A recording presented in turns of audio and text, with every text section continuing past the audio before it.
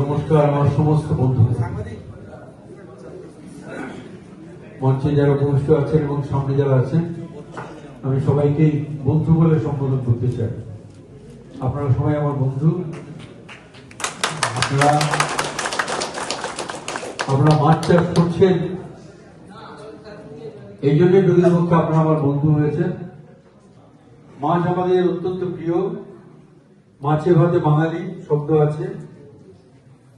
মাছ সবচেয়ে ভালো প্রোটিন দেয়, সবচেয়ে সহজে, সবচেয়ে সস্তায়, তাড়াতাড়ি হজম হয়। যারা মাংস খান তারা নানা রকম রোগে আক্রান্ত হন, কিন্তু মাছে কোনো রোগ নেই। ফলে মাছ আমাদের কাছে অত্যন্ত প্রিয়। আর গোটা পশ্চিমবঙ্গে যত জলাশয় আছে, সমস্ত জলাশয় এখনো পর্যন্ত সম্পূর্ণভাবে ভালো চাষ করা হচ্ছে না বলে আমরা পশ্চিমবঙ্গ থেকে বাইরে মাছ রপ্তানি করবো, এমনকি বিদেশে মাছ রপ্তানি করতে পারবো, সেই সুযোগ সম্ভাবনা আমাদের আছে। আমি গত বছর এই অনুষ্ঠানে এসেছিলাম। আমার একটাই প্রত্যাশা আপনাদের কাছে, সবাই যত্ন করে মাছ চাষটা শিখে নিন, একটু যত্ন করে মাছ চাষটা শিখে নিন এবং বাজারে মাছ পাঠান। মাছের দাম কমে যাবে, মানুষ সহজে মাছ পাবে। আমাদের মহারাষ্ট্রের মাছ কিনতে হবে না, আমাদের অন্ধ্রপ্রদেশের মাছ কিনতে হবে না। আমরা যত মাছ চাষ করবো তত, আমি ছেলেদের বলি যে বিএ পাস করে চাকরির সন্ধানে ঘুরবে না, মাছ চাষ যত্ন করে করো। 15,000 টাকা 20,000 টাকা প্রত্যেক মাসে তোমাদের পকেটে চলে আসবে। তাহলে শিখে নিতে হবে কিভাবে মাছ চাষটা করবো। অত্যন্ত খুশি যে তোমরা বায়োফিট ফার্মিং ইউজার্স অ্যাসোসিয়েশন তৈরি করেছো, এবং এটা একটা অত্যন্ত আনন্দের খবর। বায়ো ফার্মিং আমাদের খুব দরকার, এবং বায়ো ফার্মিং করলে আমরা বুঝবো যে আমরা নিজেরা সুস্থ থাকবো, অপরকেও সুস্থ রাখবো। যারা এই যত্ন করে এগুলো করছেন, যারা উপাদানগুলো তৈরি করছেন, তারা ব্যবসার খাতিরই করছেন, ব্যবসা করার জন্যই করছেন, লাভ করার জন্যই করছেন। কিন্তু তারা একটা জিনিস মনে রেখেছেন, এটা খেলে আমাদের শরীর খারাপ হবে না, এগুলো আমাদের শরীর খারাপ হবে না। এবং তারা যত যত্ন করে এটাই কাজগুলো করবেন, তত আমরা ভালো থাকবো। এখন বাজারে বড় মাছ পাওয়া যাচ্ছে, কিন্তু ছোট মাছ পাওয়া যাচ্ছে না। পুঁটি মাছ পাওয়া যাচ্ছে না, মোরলা মাছ পাওয়া যাচ্ছে না, ট্যাংরা মাছ পাওয়া যাচ্ছে না। এই যে ছোট ছোট মাছগুলো পাওয়া যাচ্ছে না। আমি যখন ছোট ছিলাম, ভাই কথা পরে বলবেন, এই যে ক্যান্টিনের পরে কথা বলুন।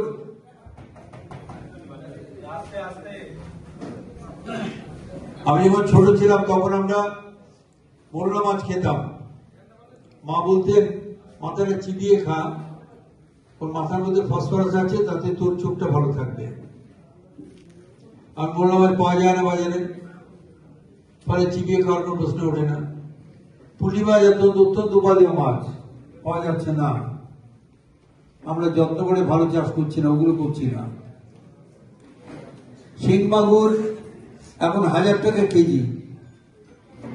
আমার দপ্তর থেকে শিং মাগুরের জন্য আলাদা করে পুকুর তৈরি করা হয়েছে এবং শিং মাগুরের চাষ হচ্ছে। আমি দপ্তরকে বলেছি যে আমাদের একটা চ্যালেঞ্জ, শিং মাগুরের দাম 1000 টাকা কেজি থেকে 500 টাকা কেজিতে নামিয়ে আনা যায় কি করে, তার জন্য চেষ্টা করতে হবে। সবাইকে চেষ্টা করতে হবে, এই কাজ আমাদের করতে হবে। কিছুদিন আগে পর্যন্ত 20-25 বছর আগে জানতাম যে জ্বর থেকে উঠলে, জ্বর হয়েছে, টাইফয়েড হয়েছে, তার থেকে সেরে উঠলাম, বাড়িতে শিং মাগুর আনা হচ্ছে, তাড়াতাড়ি শক্তি ফিরে পাবো তার জন্য। এই শিং মাগুর এখন পাওয়া যাচ্ছে না, কম পাওয়া যাচ্ছে। পাওয়া যাচ্ছে না নয়, কম পাওয়া যাচ্ছে। যত এগুলো পাওয়া যাবে বাজারে, যত বেশি করে সাপ্লাই দিতে পারবো, তত আমরা ভালো করে মাছ আস্বাদন করতে পারবো, প্রোটিন আস্বাদন করতে পারবো, আমরা শক্তিশালী হব। মাছের ঝোল ভাত এগুলি একতারা ভাত উঠে যায়। আর ইলিশ মাছ যদি পাওয়া যায় বাজারে, তাহলে বলতে হবে না। ইলিশ মাছ বাড়িতে রান্না হলে পাশের বাড়ির বউ এসে জিজ্ঞেস করে, আপনারা ইলিশ মাছ কিনেছেন? তার গন্ধে এসে জিজ্ঞেস করে আমাদের। তো এরকম মাছ এখন বাজারে পাওয়া যাচ্ছে না। আমরা 2 মাস ব্যান করে দিয়েছি, কিন্তু এখনো অনেক মানুষ আছে যারা ছোট ইলিশ ধরছেন, ছোট বাজারে বিক্রি করছেন। এটা অত্যন্ত খারাপ কাজ। আমরা তাদের বারণ করেছি, বলেছি এটা করবেন না। বড় ইলিশ না পেলে ইলিশ মাছের টেস্ট পাওয়া যাবে না। আপনারা প্রায় সবাই এগুলো জানেন। যত আপনারা এগুলো জানবেন, যত চর্চা করবেন, যতগুলো দেখবেন, তত আপনারা এগোবেন। এবং মাছ চাষের জন্য আলাদা করে কোনো বৈজ্ঞানিক ট্রেনিং নেওয়ার খুব দরকার নেই। ওটা ব্যাপারটা অপেক্ষাকৃত অনেক সহজ, অনেক সহজ। ভালো জলে রুই কাতলা মৃগেল চাষ হবে।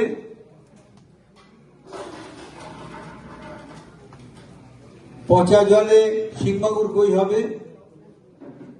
নোনা জলে চিংড়ি মাছ হবে। আর অল্প এতে, অল্প নোনায় কাঁকড়া চাষ হবে। এই যে এই ফর্মুলাটা মেনে চললে, আর টুকটাক কতগুলো জিনিস আছে সেগুলো জেনে নিলেই হবে। তাতে আপনারা অনেকটা এগোতে পারবেন, কোনো অসুবিধা হবে না আপনাদের। আপনারা সবাই এগুলো জেনে গেছেন, আমি নতুন করে বলার দরকার নেই আমার। আমি শুধু আপনাদের কাছে প্রার্থনা করবো একটাই, যত দ্রুত, যত যত্ন সহকারে আপনারা চাষগুলো করবেন, তত আপনারা উপকৃত হবেন, সারা পশ্চিমবঙ্গের মানুষ উপকৃত হবে, এবং পশ্চিমবঙ্গের মানুষ এগিয়ে আসবে কাঁথির কাছ থেকে শেখবার জন্য।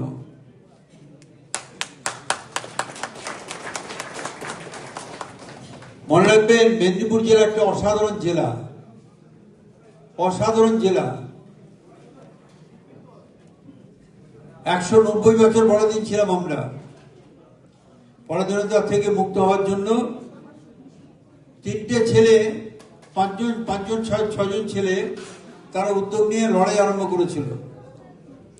সতীশ সামন্ত, অজয় মুখোপাধ্যায়, সুনীল দাঁড়া, বীরেন শাসমল, কুমার জানা, এরা